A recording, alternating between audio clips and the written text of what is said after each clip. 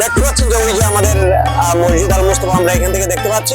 আসছি রূপগঞ্জ থেকে, এখানে আসার পরে আমাদের খুব ভালো লাগছে। জুমার নামাজের পর ছোট ভাই রিমনকে সাথে নিয়ে বাসা থেকে বের হয়ে মসজিদ আল মুস্তফার উদ্দেশ্যে রওনা হলাম। রিক্সায় যেতে পথে অনেক দৃশ্য ধারণ করেছি, সেখানে পৌঁছতে আমাদের 10 মিনিটের মতো সময় লেগেছে। আজ মসজিদ আল মুস্তফার দৃশ্য আপনাদের সামনে তুলে ধরার চেষ্টা করব এবং আপনারা আমাদের সাথেই থাকুন।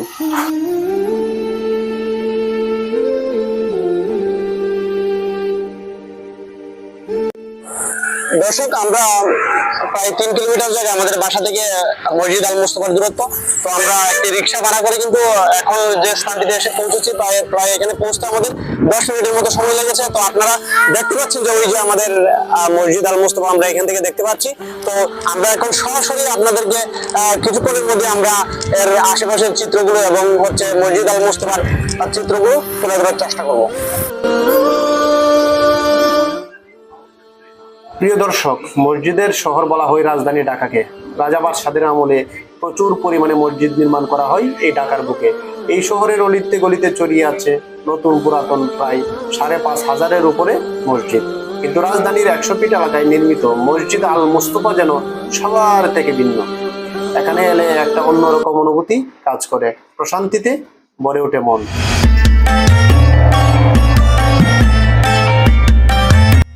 সুন্দর এই মসজিদটির অবস্থান রাজধানীর মাদানী এভিনিউয়ের 100 ফিট সড়কের ইউনাইটেড ইউনিভার্সিটির প্রবেশ মুখে। মসজিদটির একদিকে বসুন্ধরা আবাসিক এলাকা, অপরদিকে ইউনাইটেড প্রকল্প। এই কর্মযজ্ঞের আয়োজক ইউনাইটেড গ্রুপ। পবিত্র কাবা শরীফের আদলে মসজিদটির নির্মাণ করা হয়েছে। দেখলে যেন মনে হয় মসজিদটির নির্মাণ শৈলীতে কাবা শরীফের ছোঁয়া লেগে আছে। মসজিদ আল মুস্তফা যেন আভিজাত্যের আর সম্প্রীতির এক প্রতীক হয়ে দাঁড়িয়ে আছে। এবার মসজিদটিতে ঘুরতে আসা কয়েকজন দর্শনার্থীর সাথে আমরা কথা বলবো। বিভিন্ন মিডিয়াতে দেখতে পাচ্ছি যে একটা দৃষ্টিনন্দন মসজিদ। তো অনেক ইচ্ছা ছিল নামাজ পড়ার জন্য, আমি অনেক দূর থেকে আজকে এখানে আসছি। সুন্দরভাবে আল্লাহ তাআলা নামাজ আদায় করেছে। ভিতরের পরিবেশ অনেক সৌন্দর্য, যে আমাদের বাংলাদেশের একটা গর্ব করার মতো একটা মসজিদ। এখানে যারা না আসছে তাহলে বাইরে থেকে এত সুন্দর মসজিদ অনুভব যাবে না। বাবার সাথে এসেছি, এই মসজিদটা খুবই সুন্দর। আজকে প্রথমবার এসেছি, বাড্ডা থেকে আমি এখানে এসেছি। মসজিদটা খুবই সুন্দর, এটা বাইরের থেকে না দেখা গেলে বোঝাই যাবে না। এই মুহূর্তে আমরা মসজিদ আল মুস্তফার ভিতরে প্রবেশ করবো এবং আপনাদেরকে ভিতরের দৃশ্যগুলো দেখানোর চেষ্টা করবো। মসজিদ আল মুস্তফার নান্দনিক স্থাপনা দেখলে চোখ জুড়িয়ে যাবে। এক গম্বুজের নিচের 4 তলা মসজিদটি যেন নান্দনিক কারুকার্যে ভরপুর।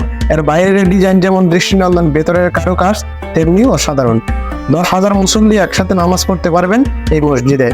যারা দাঁড়িয়ে নামাজ পড়তে পারবেন না তাদের জন্য রয়েছে বসে নামাজ পড়ার ব্যবস্থা। মসজিদের গ্রাউন্ড ফ্লোরে গাড়ি পার্কিং ও নারীদের জন্য নামাজ পড়ার ব্যবস্থা রয়েছে। দর্শক, আমরা এই মুহূর্তে মসজিদ আল মুস্তফার পার্কিং প্লেস এবং মহিলাদের জন্য আলাদা নামাজের যে স্থান, সেই স্থানটি আমরা এখন আপনাদেরকে দেখানোর চেষ্টা করব। ফ্লোরে প্রবেশ করেছি, তো আপনারা দেখতে পাচ্ছেন যে যেখানে গাড়ি পার্কিং করা হয় এবং আমরা আপনাদেরকে দেখানোর চেষ্টা করব যেখানে মহিলারা নামাজ আদায় করেন। এই মুহূর্তে মহিলারা যে স্থানটিতে নামাজ আদায় করেন মসজিদ আল মুস্তফাতে, আমরা সেই স্থানটিতে আছি। আপনারা দেখতে পাচ্ছেন যে চমৎকার মনোরম পরিবেশে আছে। তো যারা বিভিন্ন স্থানে বিভিন্ন দূর দূরান্ত আছেন, তো আপনারা দূর থেকে যারা আসবেন অবশ্যই আপনাদের জন্য এখানে আলাদা নামাজের ব্যবস্থা রয়েছে। মসজিদের ভেতরে রয়েছে লিফট ও চলন্ত সিঁড়ি। মসজিদের বাইরের অংশে সাদা কালো কম্বিনেশনে যেন আভিজাত্যের প্রতীক। পাখির চোখে মসজিদটি দেখলে হৃদয় জুড়িয়ে যাবে আপনার।